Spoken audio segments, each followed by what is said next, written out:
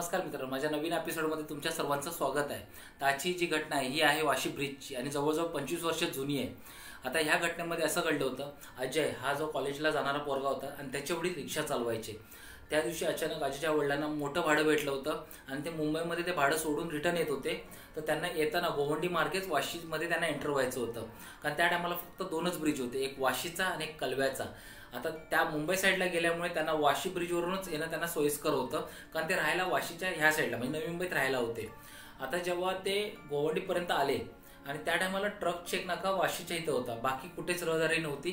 थोडी फक्त जी हुशारी होती ती वाशी चेक नाक्याजवळ होती, बाकीकडे सगळीकडे सामसूम होतं। अजयचे वडील जसे रिक्षा घेऊन गोवंडी क्रॉस केली तिथं त्यांना एका माणसाने हात दाखवला की त्यांना वाशीपर्यंत यायचं आहे म्हणून।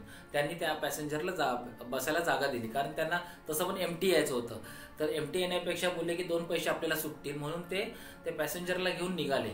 आणि जवळजवळ त्यांनी वाशी चेक नाका जसा क्रॉस केला तिथं त्यांना एका लेडीजने हात दाखवला। लेडीजने जसं त्यांना हात दाखवला ते थोडे आश्चर्यचकित झाले, पण ते घाबरले नाहीत। बोलले एवढ्या रात्रीची एखादी बाई कशी काय तर, पण ते बोलले ठीक आहे, असेल काही कामाने आली असेल, तिला गाडी भेटली नसेल म्हणून ती अडकली असेल, म्हणून त्यांनी गाडी थांबवली। त्या बाईने त्यांना सांगितलं की मला वाशी ब्रिजवर मधोमध जागी तिथं जायचं आहे, मला तिथं तुम्ही ड्रॉप कराल का?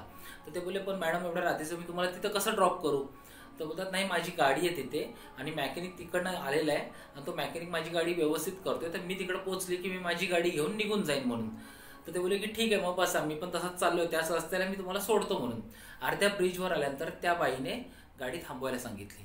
आता अजयच्या वडिलांनी रिक्षा थांबवली। रिक्षा थांबवल्यानंतर ती उतरल्यानंतर त्यांनी बघितलं की कुठंच गाडी उडी नाही। तर ते बोलले मॅडम गाडी इथं कुठं नाहीच आहे, तर तुम्ही इथं कुठं काळोखात उतरताय, तुम्ही चला पुढे मी तुम्हाला ड्रॉप करतो। तर ती काही एक शब्द बोलली नाही आणि ती तिच्या रस्त्याने सरळ पुढे चालायला लागली।